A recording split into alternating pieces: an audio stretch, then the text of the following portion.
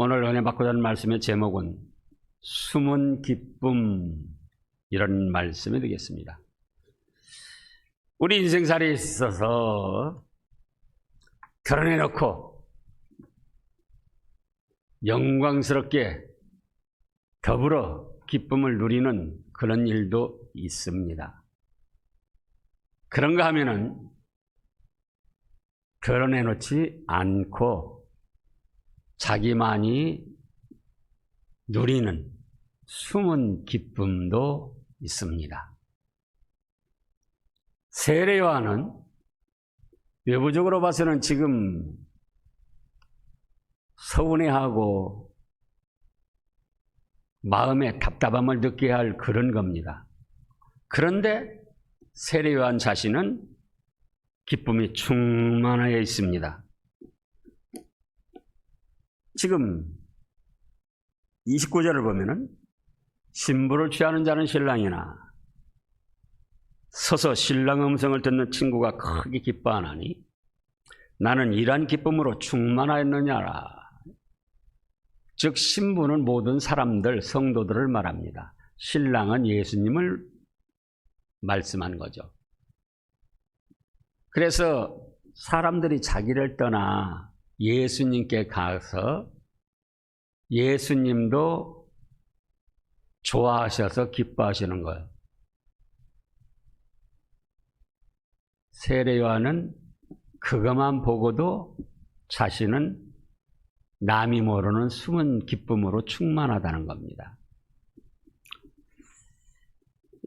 오늘날에는 그런 비유가 적절하지 않지만 예전에는 숨은 기쁨을 누리는 사람이 몇몇 사람이 있는데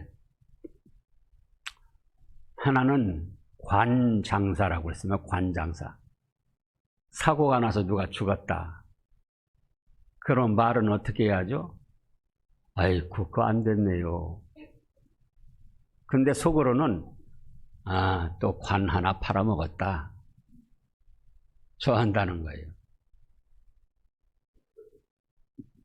지금은 올드미스, 골드미스 혼자 사시는 분들이 많지만 예전에 40, 50년 전에 총각이든지 처녀든지 결혼 않고 살면은 굉장히 집안적으로도 좋지 않게 인식이 됐었습니다. 근데 노처녀가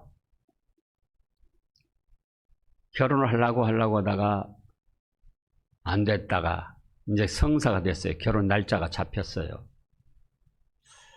그러니까 이 노처녀가 그냥 기뻐서 무슨 마음은 표현해야 되겠는데 표현할 사람이 없으니까 부엌에서 강아지 쓰다듬으면서 야, 너 아냐? 나도 이제 결혼한단다. 그리고 좋아했다는 거예요. 다른 사람은 알 수 없는 숨은 기쁨을 뜻하는 겁니다. 그래서 세례 요한도 지금 상황적으로 보면은 사실은 섭섭해하고 이거 답답해하고 자기 자신의 어떤 그 정체성, 자존감에 대해서 상처를 받아야 되는데 나는 오히려 기쁘다, 기쁨이 충만하다, 이렇게 증거를 하고 있습니다. 본문 말씀을 통해서 살펴보면은 첫째로 예수님을 높이 전하고 누리는 기쁨입니다. 선지자로서 사역을 충성스럽게 감당하고 누리는 기쁨이에요. 선지자는 무엇입니까? 하나님의 말씀을 대언하고 또 예수님을 높이어서 소개하는 역할이에요. 그러면 요한복음 지금 1장 29절 말씀부터 보면은요. 요한복음 1장 29절에 이튿날 요한이 예수께서 자기에게로 나오심을 보고 이 세례 요한은 예수님 탄생하시기 6개월 먼저 태어났습니다. 나이는 같고 6개월 먼저 태어났어요.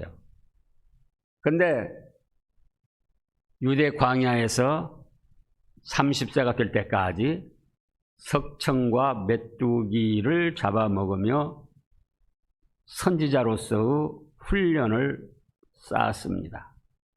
그리고 30세가 돼서 이제 예수님이 그리스도로서 하나님의 아들이요 구세주로서 사역을 시작하실 때에 앞서서 예수님을 소개하고 증거하는 겁니다. 그래서 29절에 이튿날 요한복음 1장 29절이에요. 요한이 예수께서 자기에게 나오심을 보고 이르되, 자, 예수님도 세례 요한에게 나와서 세례를 받았어요. 그러면은 오늘날 대부분의 사람들은 뭐라고 할까? 봐라, 예수님도 나한테 나와서 세례 받았다. 나를 몰라보냐? 너희도 나한테 나와라. 그럴 텐데 뭐라고 하십니까?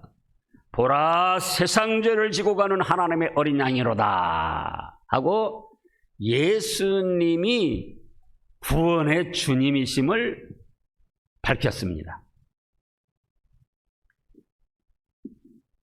또 자기 자신도 예수님이 아니면은 죄 용서 받을 수도 없고 예수님이 아니시면 생명을 얻을 수 없는, 예수님은 하나님의 아들이요 우리를 죄악과 멸망에서 구원해 주실 주님으로 증거를 한 거예요. 30절에 내가 전에 말하기를 내 뒤에 오는 사람이 있는데 나보다 앞선 것은 그가 나보다 먼저 계심이라 한 것이 이 사람을 가리킴이라. 자기가 6개월 먼저 태어났는데 예수님이 먼저시라는 거예요. 왜? 예수님은 이 세상에 오시기 전에 창세전에 하늘나라에서 하나님과 함께 하시며 천지만물을 창조하신 주인이신 것을 믿은 겁니다. 나도 그를 알지 못했으나 내가 와서 물로 세례를 베푸는 것은 그를 이스라엘에 나타내려 함이라 하니라. 요한이 또 증언하여 이르되 내가 봄에 성령이 비둘기같이 하늘로부터 내려와서 그의 위에 머물렀더라. 나도 그를 알지 못하였으나 나를 보내어 물로 세례를 베풀라 하신 그의 하나님께서 나에게 말씀하시되 성령이 내려서 누구의 위에든지 머무는 것을 보거든 그가 곧 성령으로 세례를 베푸는 이인 줄 알라 하셨기에 내가 보고 그가 하나님의 아들이심을 증언하였노라 하니라. 또 이튿날 요한이 자기 제자 중 2사람과 함께 섰다가 예수가 친을 거니심을 보고 말하되 보라, 하나님의 영인 어린 양이로다 하고 예수님을 높이고 예수님의 구주되심을 소개하고 자기 자신도 예수님 때문에 생명의 길을 걸어갈 수 있다는 것을 밝혔습니다. 그래서 많은 사람들이 예수님을 따르게 되었습니다. 그걸 보고는 기뻐한 거예요.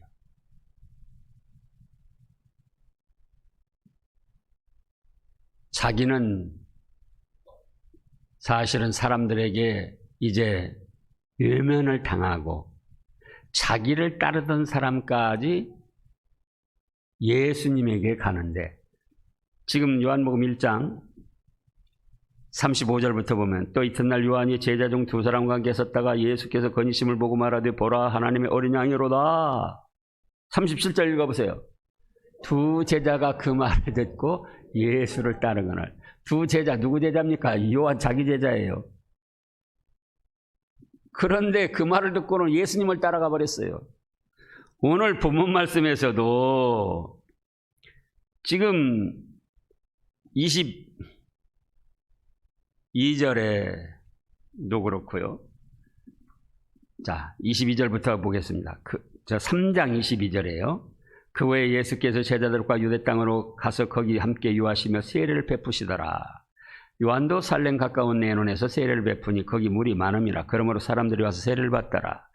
요한이 아직 옥에 갇히지 아니하였더라. 이에 요한의 제자 중에서 한 유대인과 더불어 정결례식이 되어 변론이 되었더니 바로 요한 제자와 예수님을 따르는 사람들이 변론이 일어났습니다. 야, 예수님에게 세례를 받는 것이 더 깨끗하냐?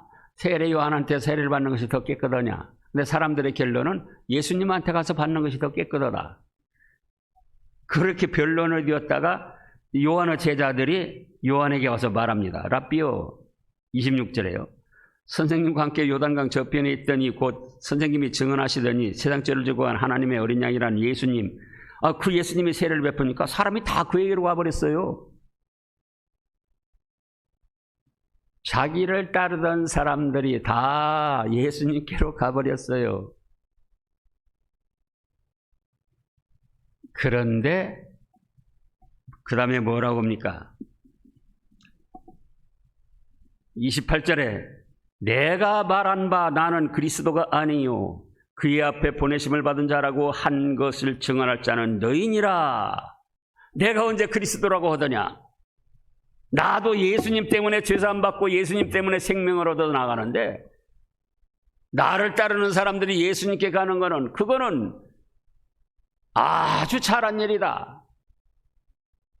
내가 그리스도가 아니라고 말한 것 그거 증거할 사람들은 너희 아니냐? 그러면서 예수님을 높이고 예수님을 소개하고 사람들이 예수님께 가는 그것을 보고 슬퍼하거나 섭섭하게 생각한 것이 아니고 내가 선지자로서 사역을 잘 감당했구나. 그래서 나를 따르던 사람들이 다 예수님께 돌아가는구나. 인간적으로 보면은 슬퍼하고 섭섭하고 배신감을 느낄 일이지만은 믿음으로 보니까 자기를 따르던 사람들이 예수님을 향하여 가는 것은 곧 자기가 그리스도가 아니고 예수님의 앞길을 예비한 선지자의 사명을 잘 감당했기 때문이다. 그렇게 생각하고 기쁨을 누렸던 거예요. 비록 사람들은 자기 자신을 떠나서 예수님께 갔지만 선지자 사역을 잘 감당한 것으로 해서 하나님이 주실 상급을 바라보고 혼자 기쁨이 충만했던 거예요. 우리가 우리에게 맡겨주신 사명을 잘 감당하고 때로는 외면을 당하고 좋다는 소리를 못 들었지만 그때 내가 할 일을 잘 감당한 것에 대해서 스스로 기뻐해 보신 일이 있습니까? 가정에서도 주부도 요즘엔 전업주부가 없지만요. 자기 할 일을 잘 감당하고 누가 알아주는 사람 없지만 엄마로서 아내로서 또는 아빠로서 가장으로서 자기 할 일을 잘 감당하고 다른 사람은 알아주지 않아도 자기 스스로 만족해하며 기쁨을 누려본 일이 있습니까?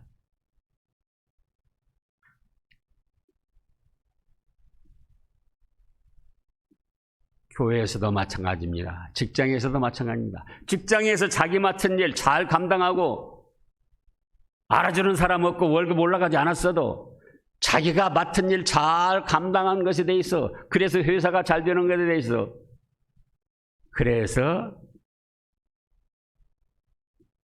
기뻐한 일이 있느냐 그거예요. 억울하게 생각하고 자기만 무슨 희생당한 것처럼 생각하고 그거는 참 믿음의 사람이 할 일이 아닙니다. 가정에서도 그렇고 내가 수고하고 희생해가지고 내 직분을 내 맡은 일을 잘 감당해가지고 맡은 자에게 구할 건 뭐라고 그랬습니까? 충성이라고 그랬잖아요. 교회에서도 성도로서 아무도 모르는데 하나님께 기도하고 그 기도의 은혜를 받아서 알아주는 사람 없지만 스스로 기뻐해 본 일이 있으시냐 그거예요. 집에서도 짬나는 시간 성경 말씀을 읽고 주일에 배운 말씀을 묵상하면서 자기 자신을 살피며 스스로 기뻐해 본 일이 있느냐 그거예요.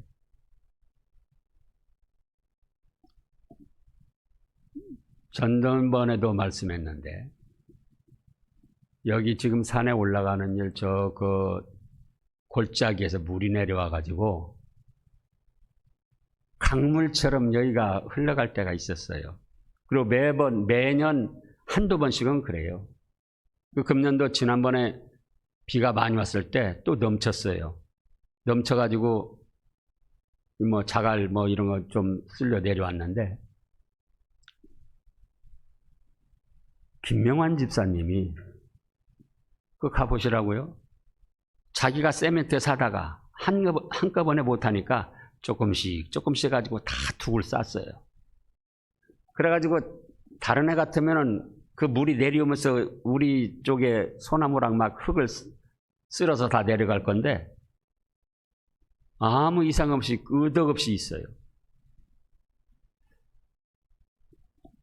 누가 시켰습니까? 자기 돈 들여서 자기 수고해서 하루 이틀에 한 게 아니에요. 보면 며칠 동안 그랬어요. 그래서 숨은 기쁨을 좀 얻으셨는지 모르겠어요.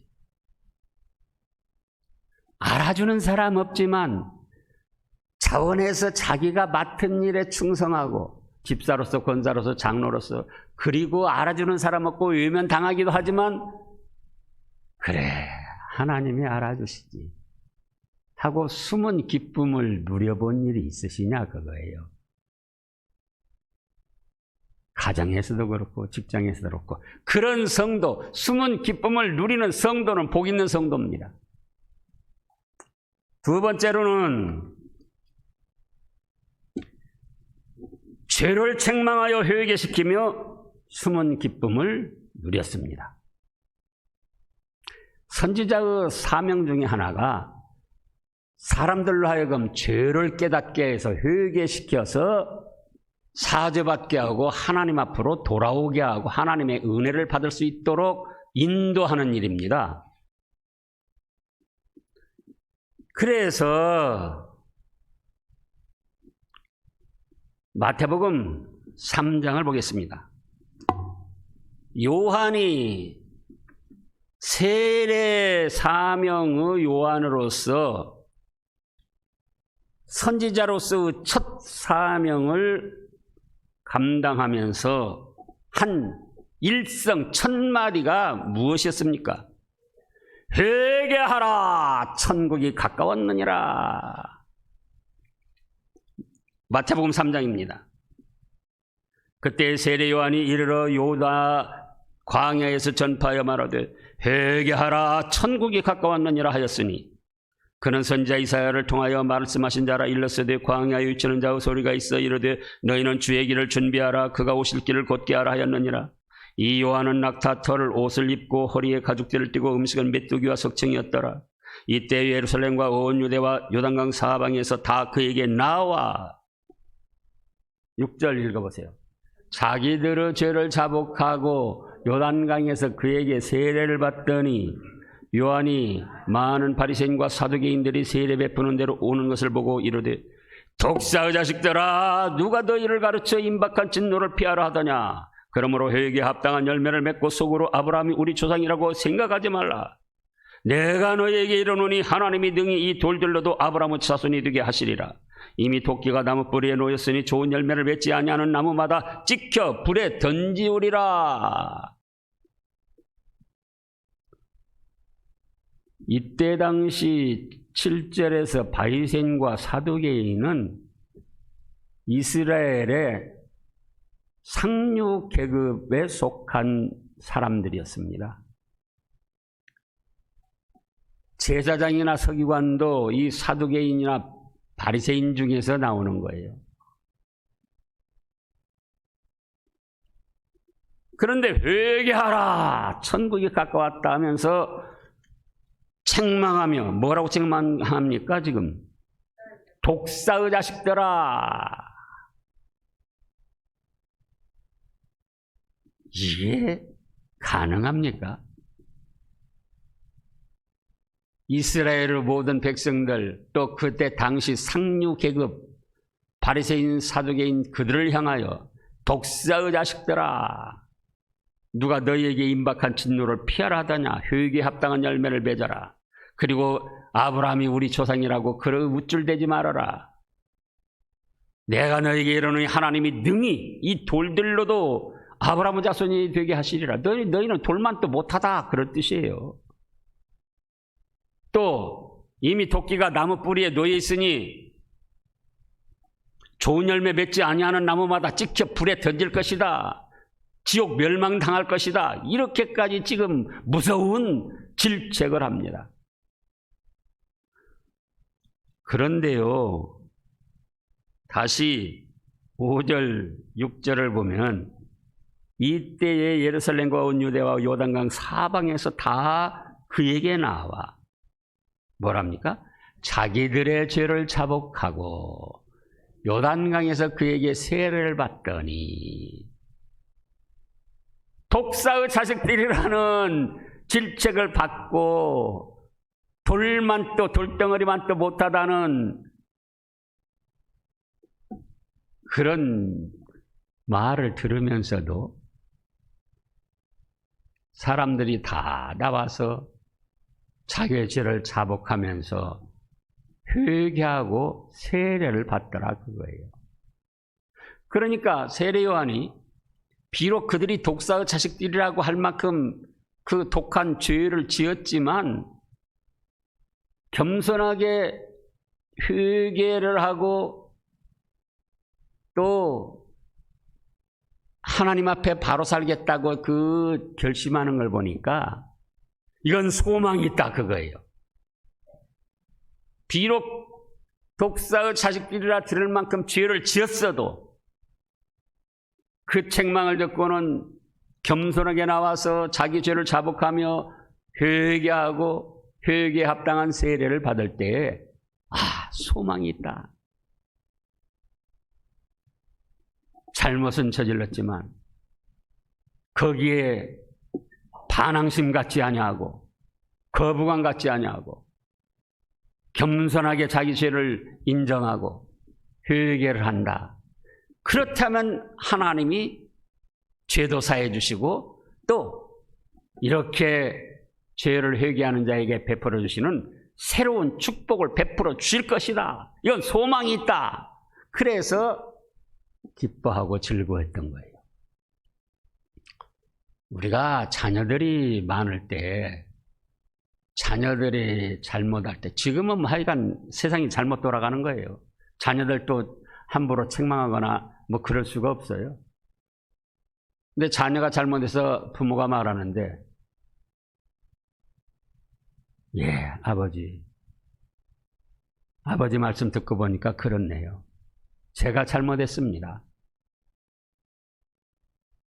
용서해 주세요. 하고 반성을 하면서 바로 살려고 한다면 그 자녀가 어떤 잘못을 저질렀다 할지라도 부모 입장에서는 무슨 생각이 들죠? 그래, 소망이 있다.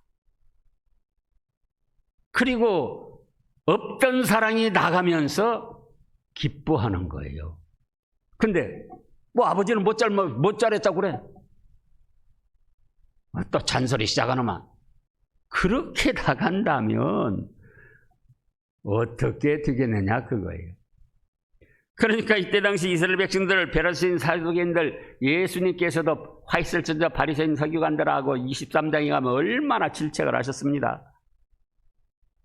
그런데 이들이 그 독사의 자식들아, 돌덩이만 또 못하다, 도끼가 나무 뿔에 이미 놓였다, 찍혀 불에 던질 것이다, 이런 엄중한 질책의 말씀을 듣고도 어째요?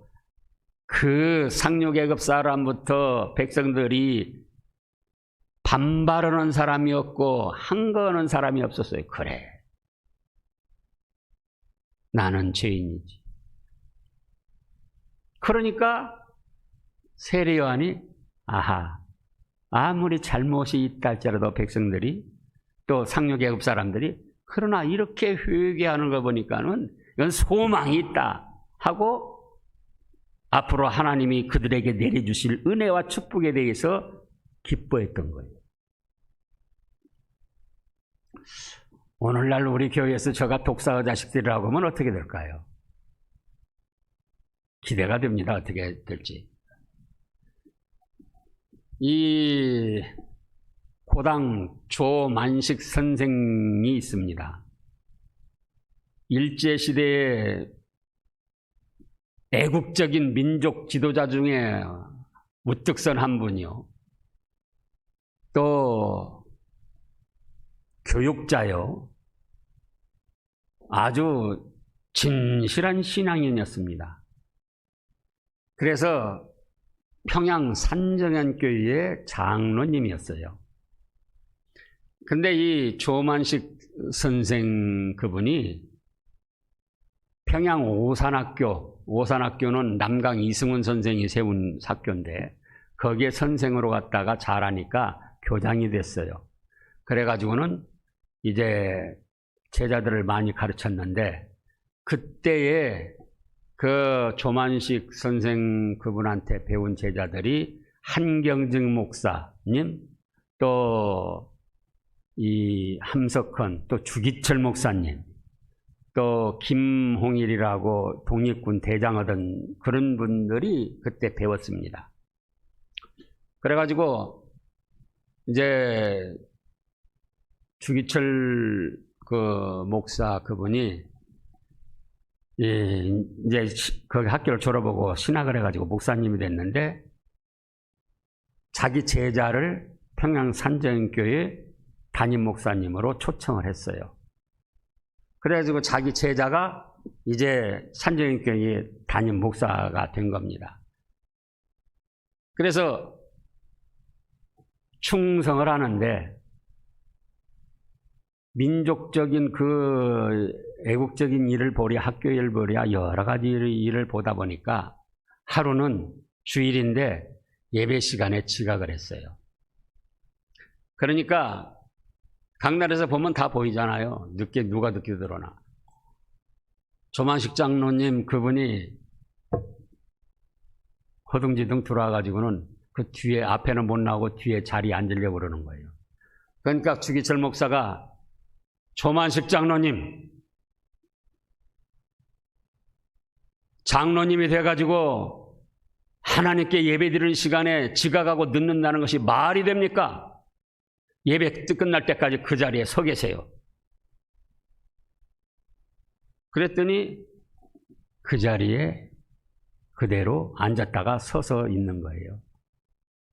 예배가 끝나는데 이제 조만식 장로님 나와서 기도하시라고. 근데 회개 기도를 하는데 얼마나 진실한 회개 기도를 하면 장로가 돼가지고 예배 드리는데 지각을 해서 모범이 못 되고 하나님 앞에 사람 앞에 누를 끼친 게 정말 부끄럽고 죄송스럽습니다. 교인들까지 다 울면서 회개를 했다는 거예요. 그래서 선지자에게는 백성들의 잘못을 깨닫게 해서 회개시켜서 하나님께로부터 은혜를 받을 수 있도록 인도하는 사명이 있습니다. 그러면 이제 어떤 분들은 그럴 수 있어요. 아, 세례 요한은 하나님이 세우셨고 또 주기철 목사님도 하나님이 세우셨으니까 그렇게 들을 수 있지만 김성진 목사는 하나님이 세웠는지 지가 좋아서는지 잘 모르겠어. 그러면은 제가 질문 하나 하겠습니다. 김성진 목사를 하나님이 세우셔서 지금까지 신암교회를 인도해 왔습니까? 김성진 목사 스스로 계획하고 인간적인 꾀를 써가지고 신암교회 세워서 지금까지 왔습니까? 그렇죠. 제가 어려움을 당해도 당당할 수 있는 것은 하나님께서 창세전에 택하시고 아까 박 장로님도 그런 기도했는데 창세전에 택하시고 저를 신암교회 담임 목사로 하나님이 세우셨기 때문에 당당한 거예요. 제가 개인적으로거나 마귀가 세웠다면은 여러분들이 저를 진작에 쫓아내야죠. 그러잖아요. 새벽에도 제가 말씀했는데 그리고 제가 개인적인 꾀로 써가지고 신암교회를 담당해 왔다면은 하나님의 뜻 없이요. 그렇다면 여러분들 지금까지 신앙생활한 거 다 헛것입니다. 장로, 권사, 집사, 직분 받은 것도 다 헛것이 왜? 하나님 뜻도 없이 김성진이가 계획해가지고 자기 인간적인 뜻에 따라서 세웠으니까 사실은 사기친 거예요. 그렇게 되면. 사기꾼한테 안수기도 받고 장립되고 직분 받고 그것이 하나님 앞에 통하겠습니까?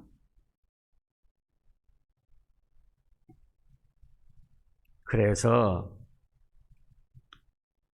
이제 세례요한이 말하면은 주기철 목사가 말하면 그분들은 하나님이 세웠고 그렇게 생각하실 것이 아니고 현재 김성진 목사도 하나님이 세웠다고 믿으셔야 됩니다. 하나님이 세웠다고 믿어지지 않으시면은 저를 쫓아내야지 돼요. 그러잖아요. 그래서 선지자에게는 하나님의 말씀에 의해서 죄를 깨닫게 해주고 또 회개시켜서 죄를 용서받고 하나님께로부터 새로운 은혜를 받을 수 있도록 인도할 사명이 있습니다. 그럼 목사가 잘못하면 어떻게 하는가? 목사도 잘못할 수 있어요. 그러면은 어떻게 해야 되는가? 성경 말씀에 의해서 정확히 잘못한 것이 나타나고 증인이 있어야지 돼. 그러면은 어떻게 하는가? 노회에다가 그것을 상소를 합니다. 그래서 노회에서 객관적으로 사실을 조사해가지고 뭘 잘못했다. 그래서 심리를 해서 교회에 와서 그에 대해서 공포를 하는 거예요. 어떤 분들은 제가 장로님들의 의견을 듣지 않고 독자적으로 독불장군으로 하고 있다고 하는데 그건 순전히 모함입니다. 왜냐? 지금 답변해 보시라고요. 당회할 때에 장로님들이 정식으로 반대한 사건에 대해서 제가 우겨가지고 한 것이 무엇이 있습니까? 없어요. 정식으로 반대한 사건에 대해서 한 번도 제가 우겨대고 한 일이 없어요. 재직회에서도 여러분들이 그동안 집사님들 재직기도 참여했지만은 재직회에서 정식으로 반대한 사건을 목사가 우긴 일이 없어요. 단 한 가지 우겨댄 일은 뭐냐? 지금 현장 예배입니다. 이 현장 예배를 드리는 것은 하나님의 뜻이고 저에게는 생명과 같은 일이에요. 이런 일 저런 일이 있다고 해서 여기 가서 예배드리고 저기 가서 예배드리고 숨어서 예배드리고 그거는 하나님이 기뻐하시는 일이 아니에요. 그거 한 가지 제가 주장을 하고 있지 그 외에는 한번 말씀해 보시라고요. 뭘 당회에서 반대했는데 제가 우겨댔나? 재직회에서 반대했는데 제가 우겨대고 했는가? 그래서 우리가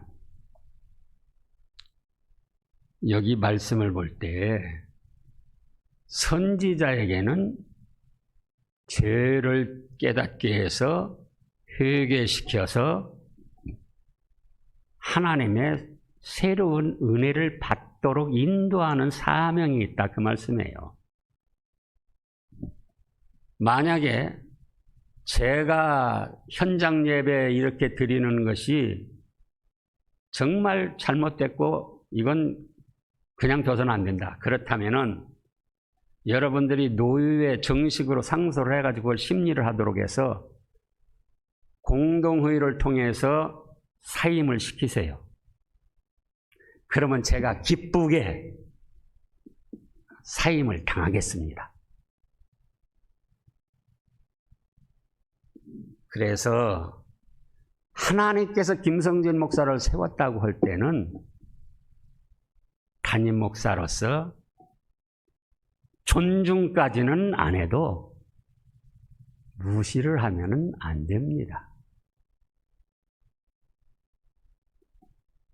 그러나 확실한 것은 이 선지자 세례 요한은 백성들이 죄를 지은 것에 대해서 독사의 자식들아 질책을 하면서도 그들이 그 책망을 받고 회개하고 돌이키는 것을 보고 아하, 잘못은 있지만 이 소망이 있다. 하나님께서 사죄의 은총을 베풀어 주실 것이고 회개하는 자에게 새로운 은혜, 새로운 축복을 내려주실 것인데 그걸 생각하니까 기쁘고 즐겁더라 그거예요. 세 번째로는 그는 흥하여 갔고 나는 쇠하여 하리라. 지금 신랑은 누구라고 그랬죠? 예수님. 신부는 모든 성도들. 자기를 떠나서 다 예수님께 가는데 예수님하고 성도들하고 연결이 돼가지고 구원의 은혜가 이루어지고 사주의 은총이 이루어지고 천국에 대한 생명이 이루어지고 그런 걸 보고 자기는 그것만 보고도 기쁘다는 거예요. 그래서 뭐라고 고백을 합니까? 그는 흥하여야겠고 나는 쇠하여야 하리라. 저도 부족하지만 이런 심정입니다. 예수님이 잘되고 예수님께서 핏값 주고 세우신 신암교회가 잘되고 성도 여러분들이 잘되고 그렇다면은 제가 조금 희생을 당하고 제가 조금 손해를 보고 제가 조금 어려움을 당해도 저도 기쁘게 당할 겁니다. 그러면 저뿐만 아니라 여러분들도 그러셔야지 돼요. 내가 조금 손해 당하고 내가 조금 어려움이 있어도 교회 잘 되고 예수님이 잘 되고 하나님의 나라가 잘 된다면 그걸로 기뻐하고 즐거워하는 그런 숨은 기쁨이 있어야 된다. 그런 축복을 누리시기를 소원합니다. 기도하겠습니다.